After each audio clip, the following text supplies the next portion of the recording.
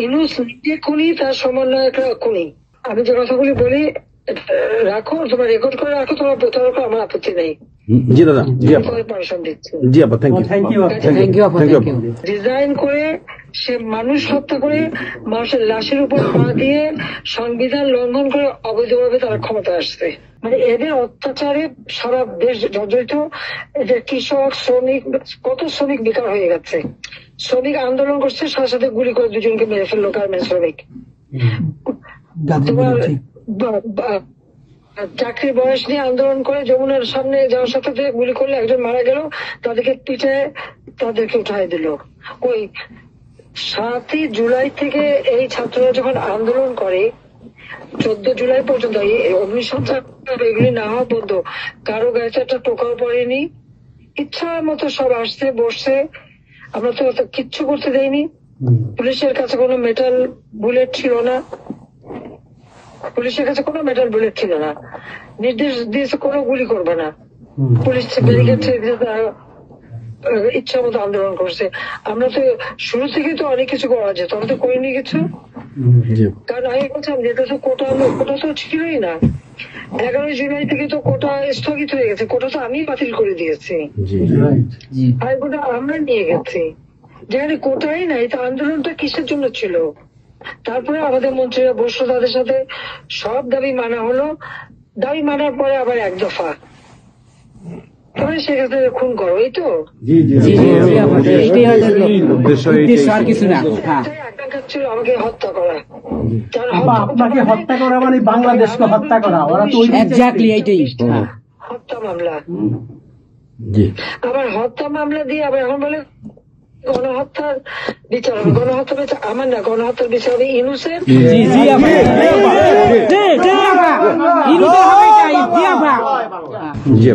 এই সমস্ত খুনের দায় দায়িত্ব ইউনূসকেই নিতে হবে, আর তার সমন্বয়করা। সে যে হত্যার সঙ্গে জড়িত প্রমাণ পাওয়াই যায়। সে যত জঙ্গিদেরকে ছেড়ে দিল, হলি অটিজমের মতো ঘটনা ঘটলো, তাকে 21 আগস্ট গ্রেনেড হামলায় আসামি তাকে এবং অন্য যত জঙ্গি ছিল সবাইকে সে মুক্তি দিয়ে দিয়েছে। কারণ এই জঙ্গিদের সাথে তার একটা যুক্ত ছিল, তার একটা সংযোগ ছিল। কাজে বাংলাদেশটাকে সে একটা জঙ্গির দেশ হিসেবে পরিণত করতেছে। আজকে সাধারণ মানুষের অবস্থাটা কি দেখো, সাধারণ মানুষ আজকে খেতে পায় না, পড়তে পায় না। আমি সব দিয়ে আসছি। মানুষ তো এখন বলে যে আগের সরকারই ভালো ছিল, শেখ হাসিনার সরকারই ভালো ছিল। 8,97,000 কোটি টাকার বাজেট, কয়লা কেনা, এলএনজি কেনা, ডিজেল পেট্রোল কেনা, খাবার সবকিছু ব্যবস্থা করা, সারের জন্য সার কেনার সব ব্যবস্থা করে আসছে। যে এলএনজি আমার সময় যখন বাজারে 10 টাকা, আমরা সেটা 9.93 দামে কিনলাম। সেই 9 টাকা 9 পয়েন্টের যেটা কিনা সে 14 পয়েন্ট তোমার 5 একটা, আর 14.65 এই দামে কিনলো। ডাবল দামে সে কিনতে গেল কিসের জন্য? এখন তো বাজারের দাম আরো কমছে। শেয়ার মার্কেটে টাকা উধাও, ব্যাংকে টাকা নাই, ব্যাংকের টাকা উধাও, গেল কোথায়? আমেরিকা। 20 লক্ষ মেট্রিক টন খাদ্য আমি রেখে আসছি। 1 কোটি পরিবারের জন্য টিসিবির কার্ড দিছি, মাত্র 30 টাকা কেজিতে তারা চাল কিনতে পারবে এবং ডাল, তেল, গম কিনতে পারবে। সেই ব্যবস্থা করে আসতে হবে সস্তায়। 43 লক্ষ মানুষকে বাদ দিছে সেখান থেকে। কেন বাদ দিল? আওয়ামী লীগের সরকার করছে, বাদ দিতে আওয়ামী লীগের। তার মানে তুমি আরেকটা জিনিস করো, 43 লক্ষ আওয়ামী লীগ পেল, তখন তো 1 কোটি ছিল, বাকি তো অন্য দলের। আওয়ামী লীগ তো দল দেখে নাই, আওয়ামী লীগ দেখছে যারাই আবেদন করছে তাদেরই দিয়েছে, সে যে দলমত নির্বিশেষে সবার জন্য। আওয়ামী লীগ মানুষের জন্য করে, এটা আওয়ামী লীগ সরকার করছে এর জন্য। ছাত্রদেরকে সে তারা বিভ্রান্ত করছে। এখন সাধারণ ছাত্রছাত্রীরা যারা এই বিভ্রান্ত এই খুনিদের সাথে যুক্ত ছিল, আমি তাদেরকে বলবো তাদের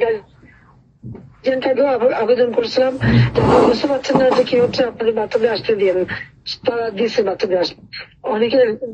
অনেকে তো আপনাদের হারালো, তখন যদি আমার কথাটা শুনতো তো হারাতে হতো না। তা আজকে তারা নিশ্চয় উপলব্ধি করতে পারছে।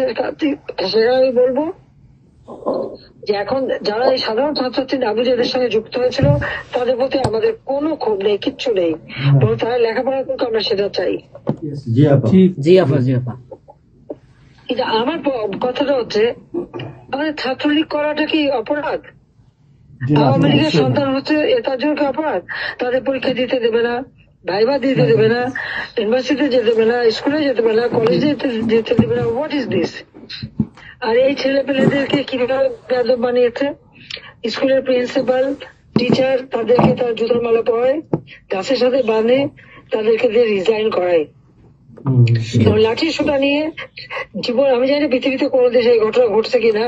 চিফ জাস্টিস তার বাড়ি হামলা, চিফ জাস্টিসের হামলা। যাদের আত্মসম্মান বোধ আছে তারা থাকে না, উনি সাথে সাথে রিজাইন করে দিছে। এবং কতজন মানে জজ তাদেরকে এজলাসে ঢুকতে দেবে না, তাদের রিজাইন করার জন্য চাপ দিছে। রিজাইন করে না থেকে তাদেরকে কোন কোর্ট দিতে না, তাদেরকে বাতিল করে দিয়েছে। ইলেকশন কমিশনকে বাতিল, আমাদের মানবাধিকার কমিশনকে বাতিল, আমাদের পাবলিক সার্ভিস কমিশন বাতিল। চাকরি দিতে পারছে না, চাকরি দিতে পারছে না। পাবলিক সার্ভিস কমিশন অচল করে দিয়েছে। এই ছেলেপেলেরা যাবে কোথায়? আজকে তারা কাজ করার সুযোগ নেই। একের পর এক ইন্ডাস্ট্রি বন্ধ, আগুন দিয়ে পুড়িয়ে দিয়েছে ইন্ডাস্ট্রি অথবা বন্ধ করে দিচ্ছে। ব্যবসায়ীরা টাকা আনতে পারেন না, যারা খাবার আমদানি করতে তাদের বিদেশে যেতে দিচ্ছে তাদেরকে হ্যারাস করা হচ্ছে। ইনশাআল্লাহ হইবে একদিন, ইনশাআল্লাহ হবে, তার বিচার ইনশাআল্লাহ। আপা 152 জন সমন্বয়কের মধ্যে ওর বিচার আমি করব। একজনকেও কিন্তু গুলি করা হয় নাই বা কেউ গুলিবিদ্ধ হয় নাই, গুলিবিদ্ধ হয়েছে সাধারণ জনতা। তার মানে ওরা মারছে এগুলোকে। ইন্ডেমনিটি দিয়েছিল 15 আগস্ট হত্যাকারীদের। পুলিশ আমি বলছিলাম বিচার করবো, আমি বিচার করি নাই, করছি ইনশাল্লাহ। ইনশাআল্লাহ ইনশাআল্লাহ ইনশাআল্লাহ দেশে বিচার হবে ইনশাআল্লাহ। অবশ্যই যুদ্ধ অপরাধীদের বিচার জাতির বিচার শুরু করেছিলেন জিয়াউর রহমান এসে সে বিচার বন্ধ করে দেয়। এই যুদ্ধ অপরাধীদের উপদেষ্টা বানায়, মন্ত্রী বানায়, প্রধানমন্ত্রী বানায়। খালেদা জিয়া তাদেরকে মন্ত্রী বানায়, জি জি এরশাদ তাদেরকে এমপি বানায়, আবার বানায় কি বলে রাজনীতি করার সুযোগ দেয়, রাষ্ট্রদূত করছে, রাষ্ট্রপতি পদপ্রার্থী করে। খালেদা জিয়া ভোট চুরি করে এই খুনিদেরকে পার্লামেন্টে বসায় রচিত্রে। আমি বলছি আমি বিচার করবো, আমি বিচার করতে পারছি, আল্লাহ আমাকে সেই সুযোগ। ইনশাআল্লাহ জয় বাংলা জয় বাংলা। এই ছাত্র হত্যার জন্য, জনগণ হত্যার জন্য, পুলিশ হত্যার জন্য আওয়ামী লীগের নেতাকর্মী এবং মাইনরিটি, হিন্দু, বৌদ্ধ, খ্রিস্টান কেউ বাদ যায় নাই। জি আপা আক্রমণ করছে, হিন্দুদের বাড়ি ঘর মন্দির ভাঙছে, বুদ্ধিস্টদের প্যাগোডা ভাঙছে, সেখানেও তাদের ছেলেদের হত্যা করছে সেই খাগড়াছড়ি এবং রাঙামাটিতে। প্রত্যেকের উপরে এরা হামলা করছে, করে করে তাদেরকে মারছে। মাইনরিটিদের উপরে যে অত্যাচার, আবার দাবি উঠায় কি ইসকন নিষিদ্ধ করতে হবে আর সংবিধান থেকে সেকুলার শব্দ বাদ দিতে হবে। কেন বাদ দিতে হবে? এই সংবিধান জাতির পিতা দিয়ে গেছেন, এটা লাখো শহীদের রক্তের বিনিময়ে পাওয়া। এদের কলমে করেছো, জিয়াও এটাকে নিয়ে খেলছে, এসবও করছে, খালেদা জিয়াও করছে, কিন্তু আবার আমরা সেই সংবিধান ফিরিয়ে এনেছি, মানুষের অধিকার আমরা নিশ্চিত করেছি। এবং এই সংবিধানেরই 7ম অনুচ্ছেদের গ, অবৈধভাবে অনির্বাচিত কোন কেউ যদি ক্ষমতা চায় তাহলে তার বিচার হবে। এবং ইউনূস, তার কোন সাংবিধানিক ভিত্তি নাই, সে অসাংবিধানিক ভাবে অবৈধভাবে ক্ষমতা দখল করছে। ইনশাল্লাহ তার বিচার ওই সংবিধান মোতাবেকই হবে এবং তার ওই চালা চামুন্ডা যে করার সাথে আছে আর উপদেষ্টা এবং সমন্বয়কারী সবকটার বিচার বাংলা মাটিতে হবে। জয় বাংলা। ঘুষখোরের কোনো জায়গা নাই বাংলাদেশে আপা। জি আপা। আজকে সারা দেশের মানুষ হাহাকার, জি জি জীবনের নিরাপত্তা নাই, যে কোনো ঘরে ঢুকতেছে অমনি তাদেরকে খুন করে, লুটপাট করে। ডাকাতি হইতেছে, চুরি হইতেছে। চুরি হইতেছে, ডাকাতি। এই ছাত্র নামদারিরা এমপি হোস্টেলে যে সব তালা ভাঙছে, সব লুট করছে, মন্ত্রীদের বাড়িতে তালা ভাঙছে, লুট করছে। আমাদের প্রত্যেকের গণভবন থেকে শুরু করে সবই তো লুট করছে, এবং ইউনুস নিজেই তো গণভবনে গেছিল লুট করতে। ছবি দেখো না? ঘুষখোর। আপা আপনি গোপালগঞ্জে চলে আসেন, কোনো সমস্যা নাই, আপা, আপনি যদি আমরা আছি আপনার সাথে। আমরা সবাই যাব ইউরোপ আমেরিকা থেকে, সবাই আমরা যাব। আমরা গোপালগঞ্জে কথা শুনি, কথা শুনি। বাংলাদেশে ইনশাআল্লাহ। আমরা স্বেচ্ছায় কারাবরণ করবো দরকার হয়। জি আপা, হ্যাঁ জি আপা বলেন প্লিজ। ওই আগুন দিয়ে পোড়ানোর পরে যেটুকু অবশিষ্ট ছিল সেটা লুট করতে গেছিল, কাজে ওদের তো চোর, জি, বড় চোর, বড় চোর। সুদখোর, সুদখোর। ঠক। জি আপা। আপা, আবার বিচার করবে আমাদের।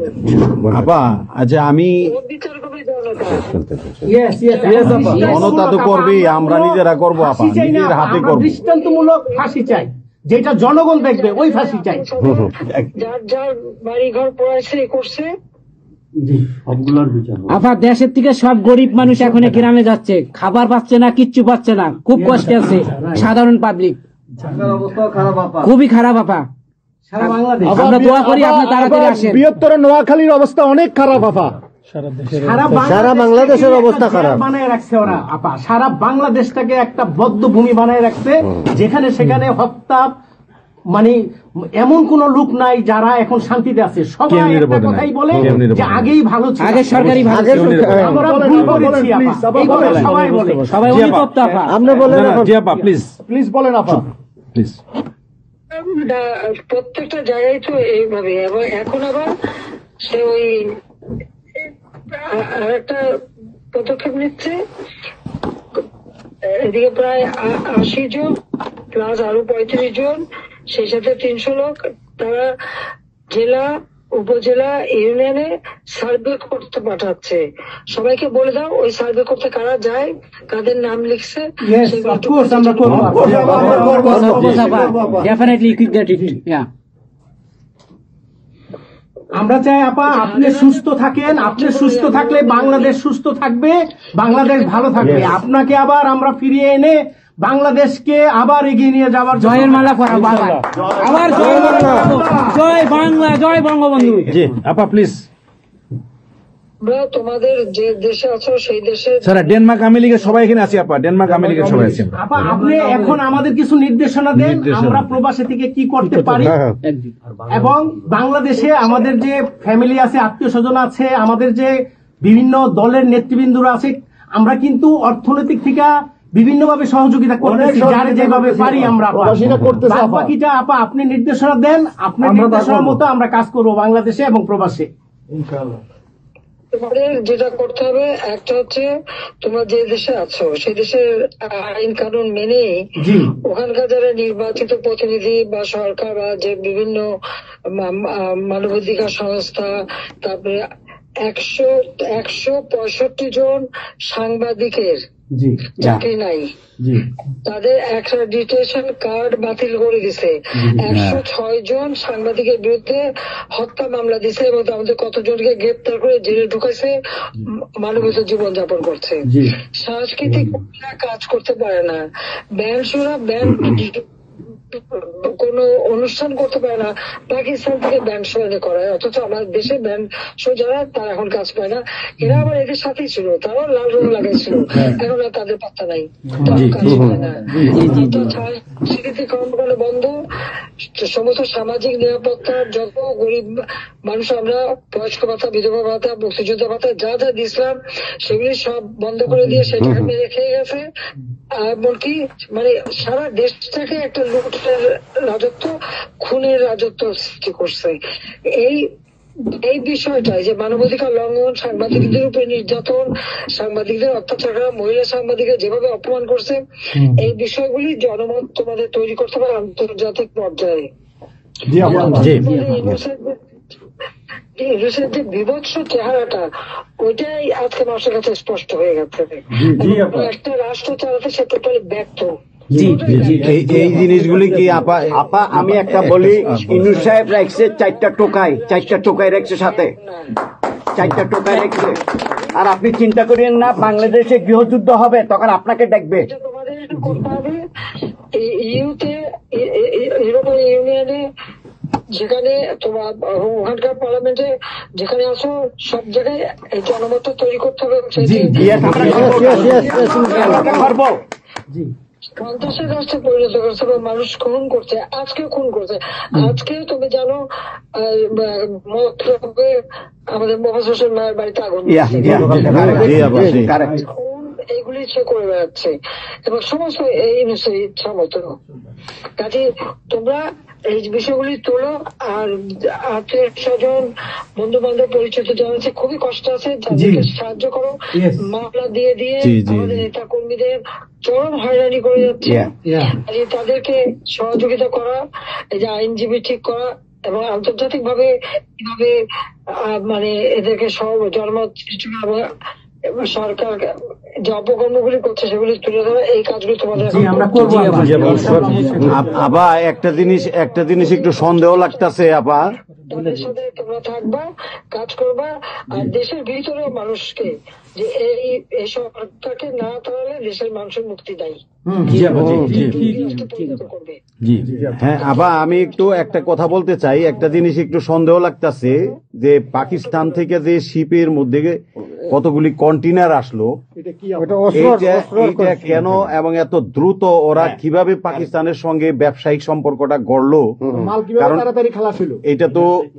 এইটা তো কোনোদিন ছিল না বাংলাদেশে, 71-এর পরে এটা হয় নাই আপা। এখন এইটা নিয়ে আমাদের আপনি তো অবশ্যই আপনি অনেক কিছু অবগত আছেন, এটা আমাদের জানার প্রয়োজন।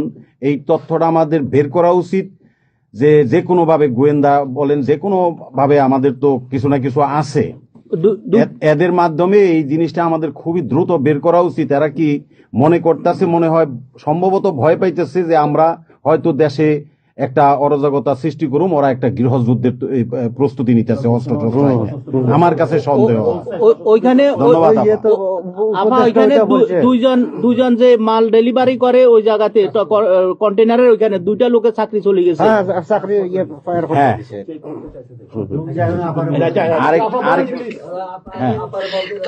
দেখতে চাইছে, স্ক্যান করতে চাইছে, দেয় নাই।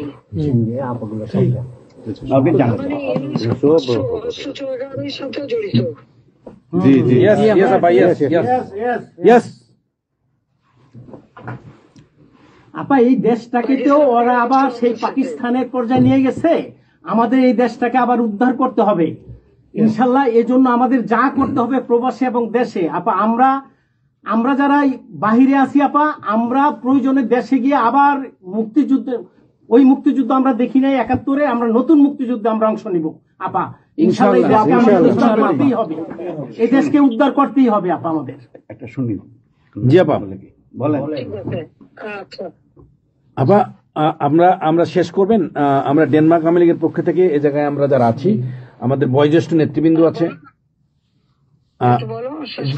হ্যাঁ, ডেনমার্ক আওয়ামী লীগের বয়োজ্যেষ্ঠ নেতৃবৃন্দ আমরা এখানে উপস্থিত আছি। আমরা আজকে প্রতিবাদ সভা ডেনমার্ক আওয়ামী লীগের এই ইউনূস সরকারের যে এই যে অগণতান্ত্রিক কাজ, এই সন্ত্রাস ইউনূসের যে অগণতান্ত্রিক কাজ, তার বিরুদ্ধে আমরা মাফিয়ার বিরুদ্ধে আজকে প্রতিবাদ সভা হচ্ছে। সেই জায়গাতে আমাদের ডেনমার্ক আওয়ামী লীগের উপস্থিত আছে বাবু সুভাষ ঘোষ, আমাদের আপনি জেনে থাকবেন সবারই নামই, এখানে লিঙ্কন ভাই, লিঙ্কন মোল্লা, খোকন মজুমদার, আমাদের নঈম বাবু, আমাদের স্বামী দাস, আমাদের অবশ্যই মোহাম্মদ শহীদ, আমাদের মাহবুর রহমান, এখানে লিমন, তারপরে আমাদের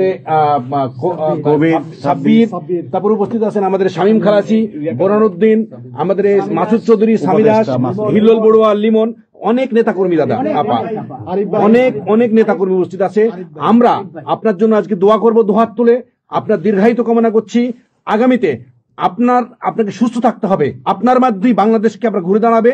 যেমনি ভাবে আমরা 1981 সালে আপনি সেই বাংলাদেশের হাল ধরেছিলেন, বাংলাদেশের মানুষের গণতন্ত্র, বাংলাদেশের মানুষের মুখে হাসি ফুটে নিয়ে আসছিলেন, আপনার মাধ্যমে আমরা ইনশাল্লাহ ওই দিনে ফিরে আনবো।